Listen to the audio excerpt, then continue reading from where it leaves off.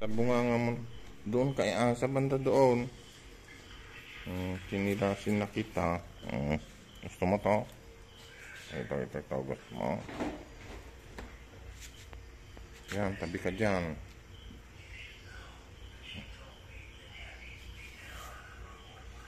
Yan, pagkati-hatian nyo yung pagkain yung puro sabaw. Yan.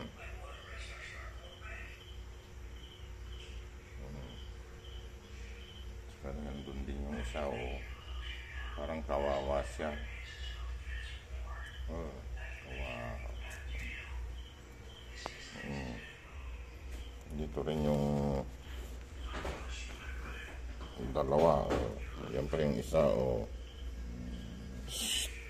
Yan. Tingnan natin. Puro laman, walang laman yung lugaw nila.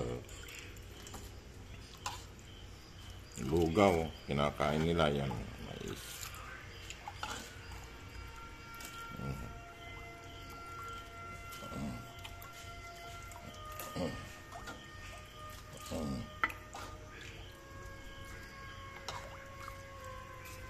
Walang kaulam-ulam yung mga aso ko ngayon. Hindi na tayo nakakapangmingwit. Ulam sila pag may nahuli tayong isda.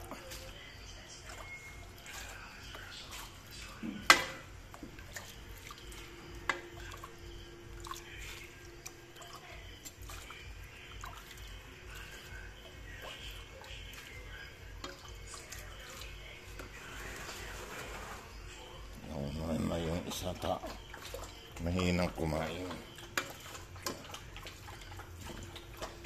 Dagan natin ng tubig. Ang daming tubig.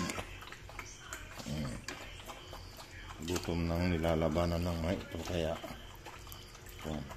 yan. Sige, kumain ka na. Dito. Dito ka.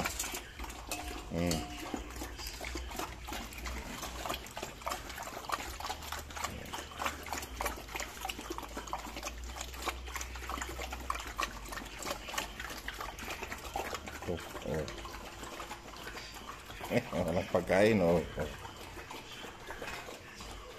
kanang kumain. Magagalit na, Ala.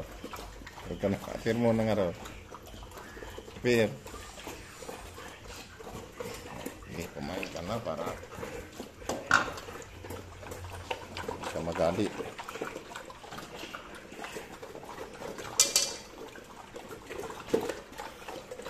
Yan, ang lakas niyang kumain, wala silang ulam.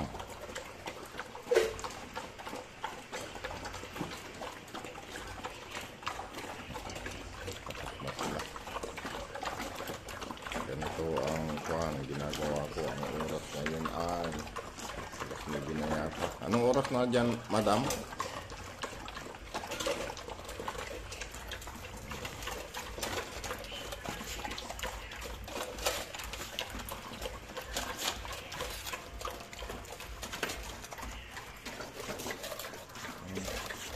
Gumaganda na rin yung budok niya. Pero itong nanay niya makintab. Ganda yung budok niya.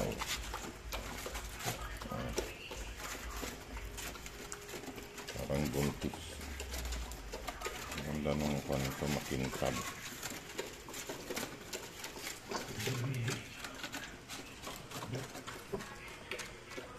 Ang galing doon sa putikan. Puro putik yung katawan niya.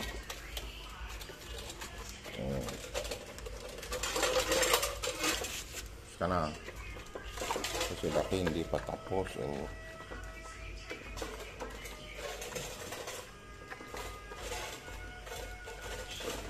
Hindi pa tapos si Biljan. Laki ng katawan nito. Tingnan mo. Kumayat lang nakunan. Kasi nilahian ng yan yung askal. So palang may lahing mataas na aso, hindi pwede sa Ascar, hindi pwede sa Pilipino. Belgian to Belgian. Belgian Malenya na nahaluan na rin dahil sobrang laki. Tapos na.